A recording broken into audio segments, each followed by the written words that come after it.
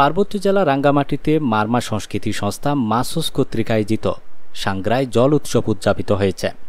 16 April মঙ্গলবার সকাল হতে সন্ধ্যা পর্যন্ত মারমা জনগোষ্ঠীদের নানান ধরনের নাচ গান নৃত্যসহ জলকেলি জল উৎসব সাংস্কৃতিক অনুষ্ঠানের মধ্য দিয়ে বাংলা নববর্ষ 1431 বঙ্গাব্দকে বরণ করে নেন তারা।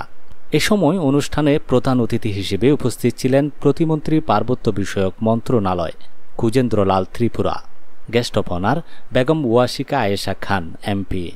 উদ্বোধক ছিলেন মাননীয় সভাপতি পরিবেশ, বন ও জলবায়ু পরিবর্তন সম্পর্কিত সংসদীয় স্থায়ী কমিটির সদস্য দীপঙ্কর তালুকদার এমপি।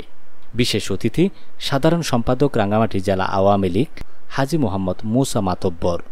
সভাপতিত্ব করেন চেয়ারম্যান রাঙ্গামাটি পার্বত্য জেলা পরিষদ অংশুইপ্রু চৌধুরী।